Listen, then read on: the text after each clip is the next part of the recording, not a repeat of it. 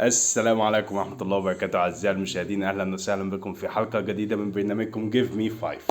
هنتكلم النهاردة عن 5 أمور: وصول بعثة الأهلي وسفرها في طيارة خاصة وتأخرها شوية والأمور اللي حصلت.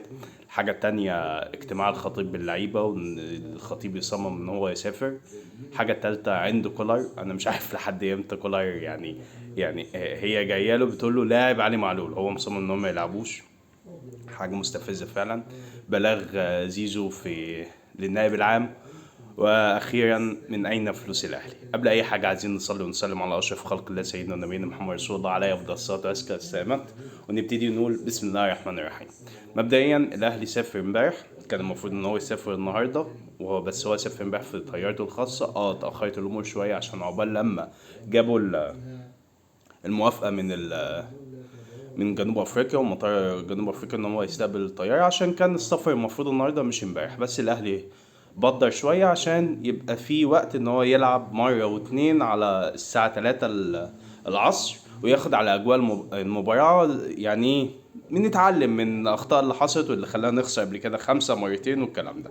الحاجه التانية، تأخير البعثة ادى فرصة ان الخطيب يقعد مع اللعيبة ويفهم منهم الدنيا ويحفزهم ويكلمهم. وحتة ان الخطيب يسافر مع البعثة ده مريحني شوية، لان الخطيب لما بيسافر مع الفريق في اي بعثة بره، الواحد بيبقى مطمن بأمر الله هنرجع بنتيجة كويسة. بس كولر يفوق لنفسه ورجولة اللعيبة، اشوف روح اللعيبة ورجولتهم عاملة ازاي، الروح المعنوي اللي احنا بنتمناه في اي لعب. يعني احنا دايما بنقول ايه؟ روح الفانيلا الحمراء. ده اللي انا عايز اشوفه. عايز اشوف رجولة اللعيبه، تلعب بغل حتى لو مستواك زي الزفت، لا انت بتقاتل عشان تجيب جون، او ان انت ما يخشش في الجون، او ان انت تدافع عن الاهلي. بالاخص ان احنا لو وصلنا النهائي هتبقى رقم سكور عالي جدا، ولو خدنا النهائي تبقى ما حصلتش في اي فريق عملها لا في مصر ولا في افريقيا خالص، ان احنا ناخدها 3 مرات ورا بعض بامر الله. فان شاء الله الخطيب لما مسافر مع البعثه فده مدي الواحد طمأنينة شوية، وخاصة ان هو كان طبيب قال له لا ما تسافرش، وهو صمم وجي على نفسه وبيجي على نفسه كتير قوي عشان خاطر النادي الاهلي. فان شاء الله ربنا يكبر بخاطره ونرجع بأمر الله يعني نقول بنتيجة إيجابية. إذا ما كانش فوز يبقى تعادل بأمر الله، وما يخشش فيك هدف هناك بأمر الله بإذن الله. الحاجة التانية، الحاجة التالتة بقى، كولر. يعني انت كريم الدبيس مصاب، ويحيى عطية الله مصاب. الفرصة ان انت تدي علي معلول، ازاي يبقى عندي علي معلول مدوش؟ وخاصة ان هو جاهز لياقة بدنية وجاهز فني. ليه العند؟ ليه تطلعه بره التشكيل خالص؟ ايه السبب؟ لو هو مش لياقة بدنية اديله شوط، هيفرق معاك. حتى الشوط التاني ينزل بالمعنويه وبالجرينتا بتاعته، لان علي معلول انا بعتبره من ابناء النادي الاهلي. هو مش من ابن التتش، بس الروح بتاعته، الروح العاليه بتاعته انا بشوف فيه جرينتا وقوه وغل كروي مش عند لعيبه كتير.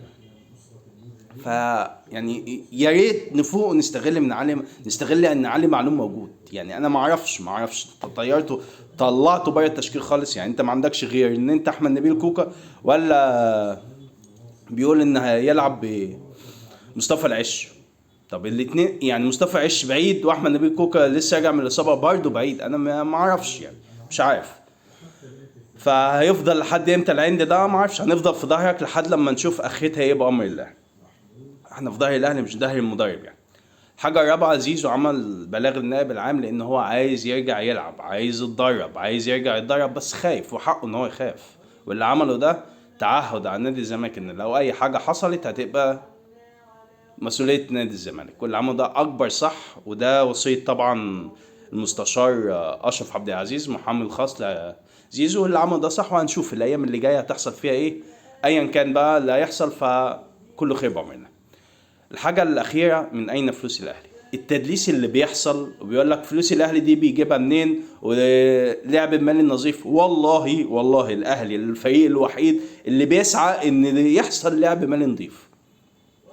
يعني ايه لعب مالي نظيف؟ بالمختصر كده مفيد، انا داخل لي كذا واشتريت كذا، ده بيساوي ده خلاص. في ناس بتدفع مليارات وما بتخش لهاش بجنيه بطولات، احنا عارفين مين الفرقة ده. في ناس مديونة لطوب الارض وبرضه الدنيا ماشيه وبياخدوا الرخص. النادي الاهلي الوحيد اللي طلب الكابتن محمود الخطيب طلب من وزير الرياضه اعمل لجنه وتعالى شوف الدفاتر وشوف الميزانيه عامله ازاي. يا جدعان ده الفريق الوحيد اللي طلب كده. ازاي انتوا تقول على الاهلي كده؟ ازاي تقول من اين فلوس الاهلي؟ اقول لك انا من اين فلوس الاهلي. الاهلي بقاله كام مره بيروح كاس عالم؟ 6 مرات. كام مره بيوصل النهائي؟ وكام مره بياخد البطوله؟ انتوا بتتكلموا في ايه؟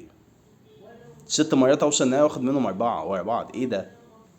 6 مرات اوصل ورا بعض واخد منهم 4. انتوا بتتكلموا في ايه؟ ما كل ده فلوس، كل ده العداد بيعد، كل ده الاعلانات والرعاة، من كل ده بيجي ورا اسم الاهلي.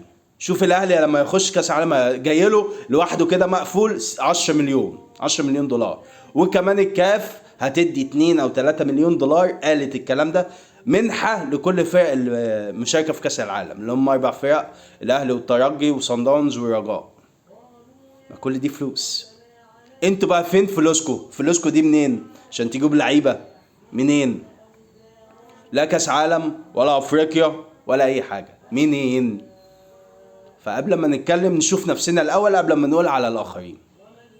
فحاجه تحرق الدم وحاجه مستفزه جدا. اتمنى من الله اهم ماتشين جايين. في ناس بتقول لك الماتش سهل. لا، الماتش مش سهل خالص، وبيقول لك ان سان داونز مش زي الاول. سان داونز هجوميا مش نفس قوه الهجوم، بس دفاعيا مقرف وبيعرف يلعب عليك مباراه. سيبك من الترجي، اتعادل معاه في في الترجي وخسر 1-0 بس في سان داونز. يا جماعه الترجي والرجاء والوداد فرق شمال افريقيا بتعرف تلاعب سان داونز. سان داونز انت بالنسبه لهم الجمهور عادي، ما بقاش في ضغط، بتعرف تلعب سان داونز صح، بتعرف تقفل قصادهم صح. لكن انت قصاد سان داونز انت ما عارفش، ركبك بتخبط في بعضيها، بيبقى في رعب، بيبقى عندهم هم عامل نفسي اقوى عليك. فنخلي بالنا المباراه اللي جايه مش سهله، اصعب مباراتين في الموسم، حياه او موت. كسبت هتكمل بامر الله وهتوصل بروح المعنويه وممكن تاخد البطوله. خسرت خلاص يبقى موسم صفر بالنسبه لك.